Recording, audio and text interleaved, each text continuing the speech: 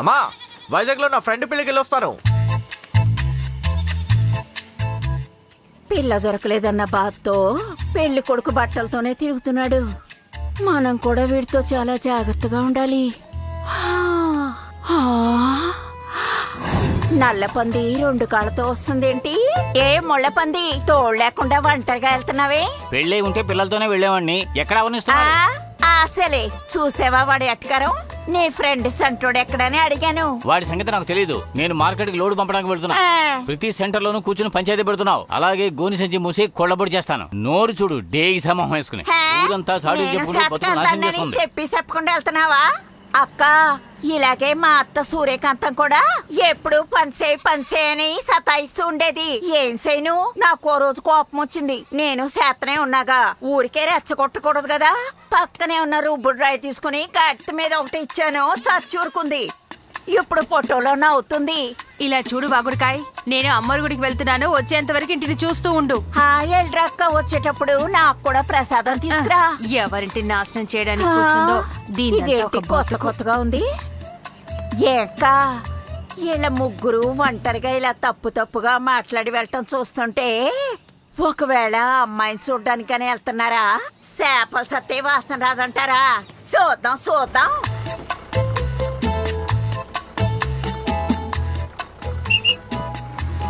బాగున్నారా? అక్క, ఎక్కడికి వెళ్తున్నావు? టికెట్ తీసుకో. తర్వాత స్టాప్ లో ఎక్కుతాడే వాడు తీస్తాడు. ఈ చోట్లో మనమే మ్యూజిక్ వేసుకుందాం. రే,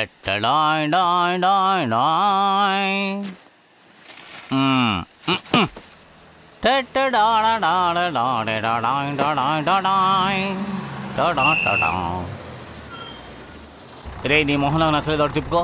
నీ మొహం నాకు నచ్చలేదు, పోరా. అమ్మ క్యాజువల్ గానే కూర్చుంది. అక్క, వీడేగా? అల్లూరికి 3 టికెట్లు ఇవ్వు. డబ్బా? నెక్స్ట్ స్టాప్ లో ఒకటి ఎక్కుతాడు, వాడిస్తాడు. ఇదే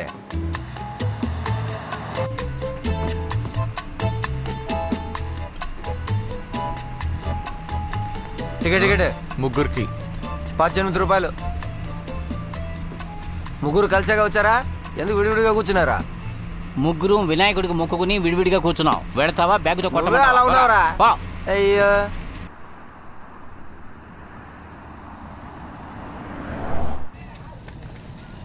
ఎందుకురా ఇలా నడిపించి తీసుకొస్తున్నావు? కాళ్ళు నెప్పుడుతున్నాయి. అడ్రస్ ఆయన అడగరా? ఇక్కడ బాలు ఇల్లు అంటే ఎక్కడ? ఓ, అటాక్ బాలా? అదిగో అక్కడ చూడు, పసుపిల్లు. అదే అటాక్ బాలునా? ఏంట్రా, పేరే ప్రమాదంగా ఉంది. ఎమ్మెల్యే కొడుకు వస్తున్నాడు రా. బాబు నమస్తే.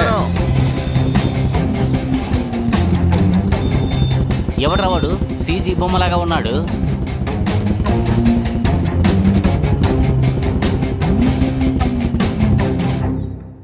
ఏంటి వీళ్ళందరూ మొహం నిండా మీసాలు పెంచుకుని ఉన్నారు? ఏమండి, పెళ్లి కొడుకు వాళ్ళ అమ్మని చూస్తుంటే మన అమ్మాయిని బాగా చూసుకుంటుంది అనిపిస్తోంది. అబ్బాయి ఫ్రెండ్ని చూస్తుంటే పిల్లలు ఎత్తుకుపోయేవాళ్ళ కనిపిస్తున్నాడు. చంటోడా, మంచి కుటుంబంలా ఉందిరా. వాళ్ళ నాన్న మొహం చూసే కూడా ఆ మాట అంటున్నావా? ఊరుకోరా. బాగున్నారా? బాగున్నాను. ఒరే అల్లుడు, ఈ ఇంట్లో ఖచ్చితంగా నీకు పిల్ల దొరుకుతుంది. ఎలా చెప్తున్నారా? అమ్మా నాన్నల మొహాలు చూస్తే తెలియడంలా పిల్ల ఎందుకు పుట్టిందని బాధపడుతున్నారు. రే, నాకు చెల్లెలు ఉంటే ఎలా ఉంటుంది?